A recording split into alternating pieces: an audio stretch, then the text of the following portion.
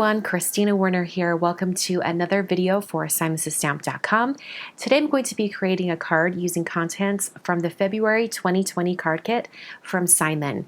And in this kit there's a lot of fun elements, including some pattern paper, a die that goes along with this piece of plastic to create a window card, like a tri-window card. There's some score tape and some cardstock, some like little water drops from Nouveau, little gemstones, and there's also a 6x8 stamp set. There's so many items in this kit. Now, I've seen a lot of cards online on Instagram or over at the Simons Stamp blog using this tri-square die along with the plastic or in different ways. I thought I would try to create a card today not using that at all, trying to make something a little bit different with the stamp set. So I hope you enjoy today's idea. I've decided that I'm going to be watercoloring using some Zig Clean Color Real Brush markers, and because of that I'm going to use some Bristol paper. I find that Bristol paper is one of the better ways to use Zig Clean Color Real Brush markers because the paper itself has a little bit of a coating on it and it helps all of the ink really disperse and blend out. My finished card will be 5x7 or actually 7x5. It'll be long ways. So I'm going to cut my Bristol to 7 inches by 10 inches. And then I'm scoring it at 5 inches. I'm using a mini SCOR-BUDDY to turn my paper around so I can get that score all the way to the side. So this is my card base. I'm going to be stamping and watercoloring directly onto the card base.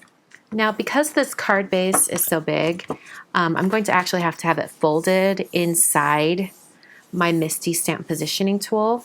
So I'm going to go ahead and use some purple tape from Therm, and I'm not going to be stamping all the way off the edge here. So I'm just going to use this tape and just tape my card closed so that it kind of stays in place. This is the window frames stamp set, and I'm going to use this center image here with the floral. Just a nice big frame. I thought it would go well on a big card like this. I'm going to use a brown waterproof ink. This is ACORN ink from VersaFine Clair, and this is going to give me a nice soft brown shade to work with so it's not too stark. And I'll just stamp that down very carefully, make sure this is in the corner. Just make sure that I'm stamping exactly in the same spot, just in case I don't get a really good impression. But I am going to rub my fingers around this entire frame, trying to get the best impression possible. Looks like that turned out perfectly, so I won't need to stamp again, but I am glad I'm using my MISTI because of that, just in case. For the greeting on my card, I'm actually going to perform a little bit of stamp surgery because I want this thank you all on the same line.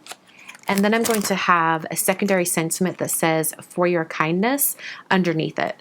So I'm going to take my little stamp here and my scissors, and I'm going to very carefully cut it apart. I can always mount those back together if I want to later. I have a grid transparency that's just going to help me get the stamp on here perfectly. Not only will it be centered, but it will make sure that they're on the right line.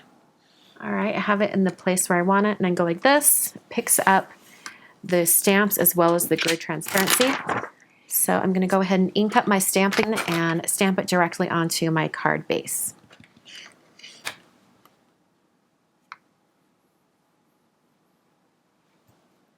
And then I'm stamping that secondary grading just right underneath.